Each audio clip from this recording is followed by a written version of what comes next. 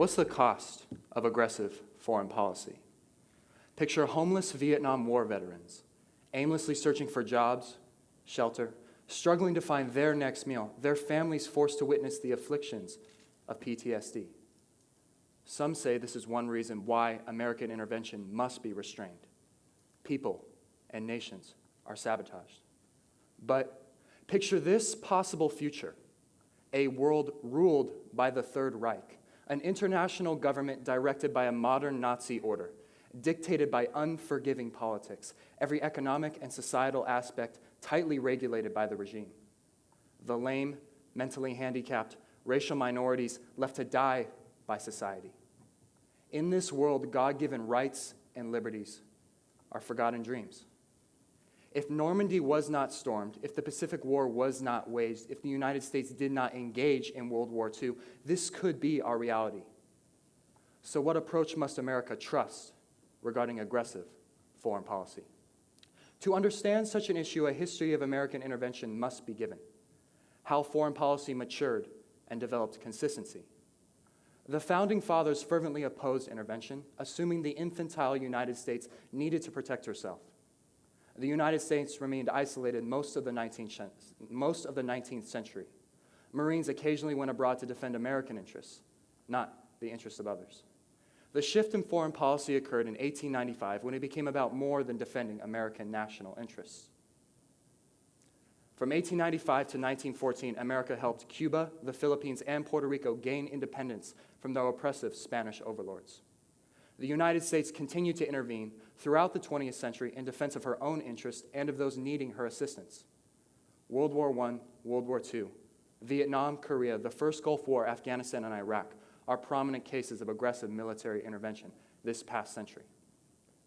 Today, the world desperately needs a strong and proactive United States to reinstitute aggression within her foreign policy.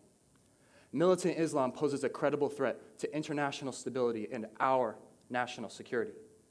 Radical terrorists seek the destruction of everyone and everything opposing their worldview.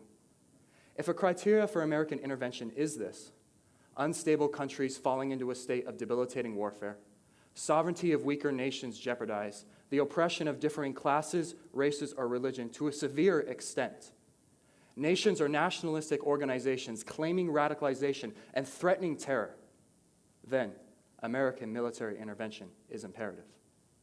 As of now, ISIS contributes to the chaos controlling the sovereign nations of Syria and Iraq, carves out territory for their own exploitation, commits mass Christian genocide, and carries out acts of terror. They establish themselves as the present-day example wherein military intervention is a must. I believe the United States is best equipped for effective military intervention. American exceptionalism, her values and perseverance, and American capability, her domestic and economic solidity and military prowess qualify America, making her the perfect candidate to readopt an interventionist foreign policy. Still, if a candidate can act, does that necessarily mean they should? America should aggressively intervene. Moral responsibility justifies action. When evil the likes of militant Islam ravages our world, basic human decency and biblical selflessness, i.e. morality, compels intervention. A nation so exceptional and capable has the moral responsibility to defend those whose very sovereignty lies in peril. Also, interventions will create a safer globe, and global security will strengthen United States national security. So although many Americans favor non-aggressive foreign policy, I adamantly argue it must be constantly instituted regarding transparent evil, as America is exceptional and capable, tasks a moral responsibility to maintain aggression within her foreign policy. In the words of the wise Winston Churchill, the price of greatness is responsibility. If the United States had continued in a mediocre station, absorbed in their own affairs and a factor of no consequence in the movement of the world, they might have remained forgotten and undisturbed beyond their protecting oceans. But one cannot rise to be in many ways the leading community in the civilized world without being inspired by its causes, involved in its problems, and convulsed by its agonies. As said before, when certain criteria is severely violated, military intervention is necessary and justified. ISIS is currently crossing such a line. Invasion, acts of terror, the issuing of legitimate threats against the United States sovereignty. American exceptionalism and capable means qualifies her candidacy. Moral responsibilities to others and herself licenses effective intervention in all circumstances where intervention appears obligatory. To begin, a unique nation defined by remarkable principles and purpose can aspire to intervene. In this time, the United States is that nation, possessing an identity ideal for taking on the mantle of intervention. American exceptionalism begins with American values, a commitment to liberty, a Judeo-Christian founding. All these values continue to show why America has a responsibility to intervene. Coupled with the United States' history of overcoming potentially crippling domestic challenges, the likes of the Civil War, Great Depression, Civil Rights, 9/11, America has always been great enough, proven enough, to intervene against corruption. However, American exceptionalism alone does not permit intervention. Ideals solely cannot combat evil so potent as radical Islam. A nation seeking to intervene must be capable of effective intervention. The United States has the stability and the tools to do this. The United States, according to the Global Peace Index, has crime rates proportional to the world's most peaceful country, Iceland. Americans are blessed with privileges most of the world lacks: comfort and security. A nation able to experience tranquility can look to the distress of fellow nations, not having to be entirely preoccupied with unrest at home. Another tool America has at her disposal is her economy, which allows the United States to devote essential monetary means to the acquiring of proper resources and the equipping of manpower necessary for quality intervention. According to CIA World Factbook, America has the highest capital income, incomparable levels of industrial manufacturing, and the greatest GDP value of any country. Despite substantial national debt, even though countries the United States owes money to cannot survive without the United States, the American economy can exist as a tool America can use for effective intervention. Still, the tool a nation must possess if they wish to intervene is a powerful military. America has the largest combined active and reserve personnel force in the world, 2.6 million soldiers. America's land systems are formidable: 9,000 tanks, 43,000 armored vehicles. American airborne strength nearly triples the next competitor, 14,000 situational aircraft. Russia, the next closest competitor, has 3,400. The United States Navy is matchless: 20 aircraft carriers, 62 destroyers, 72 submarines, more than any nation. The qualifications are endless.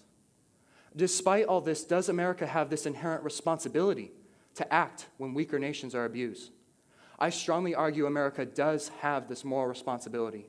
Philippians 2:4, let each of you look not only to his own interests, but also to the interests of others. When there is a desperate cry for aid from someone deserving of assistance, is it not proper to respond accordingly?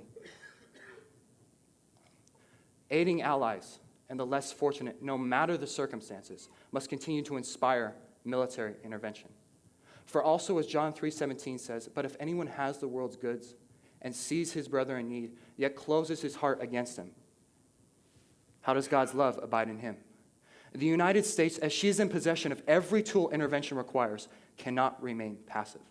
As weak peoples are assaulted by ill-intended adversaries, in danger of their very sovereignty being stripped and lives taken, basic human decency and Christian morality screams for action. Not only is it humane to help innocent nations fight battles they cannot fight alone, but I believe it is a moral duty, a duty that fundamental human decency and Christian principles call upon. In addition, this idea of selflessness has never been the sole reason why America has a responsibility to intervene. The United States has a responsibility to protect her citizens at all costs. American national security can very quickly become compromised if exposed to such evils as communism and militant Islam. Communism was confronted. Militant Islam must be as well. The United States always has a responsibility to defend those who call her home, to destroy potential evil at its source, evil that could send ruin and destruction on the American people. However, some opponents argue the United States avoid intervention today, as certain past interventions have proven costly, harmful, fruitless. Vietnam, Korea, Afghanistan, and Iraq, military interventions of the last 66 years, are scrutinized for the abundant loss of American life, the futile reasons for which they were carried out, and the supposed unsuccessful outcomes of these interventions. 56,000 Americans died in Vietnam, 52,000 in Korea, and a combined 7,000 in Afghanistan and Iraq. These are fair objections. To them I say American lives were not lost in vain. Soldiers selflessly sacrificed their lives in Vietnam and Korea to protect the sovereignty of the Southern Vietnamese and South Koreans. Also, soldiers spilled their blood, and the United States waged war to prevent communism from further damaging the world and threatening Americans at home. President Truman said this: "In my generation, this was not the first occasion when the strong had attacked the weak. Communism was acting in Korea, just as Hitler, Mussolini, and Stalin were acting 10, 15, 20 years earlier. I felt certain that if South Korea was allowed to fall, communist leaders would be emboldened to override nations closer to our shores. When military intervention is administered, the sovereignty of the United States must be protected. In the United States' recent interventions, America invaded Afghanistan, directly responding to 9/11. Riddling through the Taliban and smoking out those perpetrators was very much so a part of American national interest. Iraq also was carried out in the defense of the weak and to ensure American national security. Saddam Hussein's corrupt Ba'ath government victimized Iraqis and harbored potential threats to the United States. These past interventions are supported by viable reasons: the defending of the innocent masses and the securing of American tranquility at home. In conclusion, America stands as a beacon of hope in these dark times. Despite imperfections and her own host of problems, America is still beyond exceptional and capable, possessing a moral responsibility to defend others and protect herself.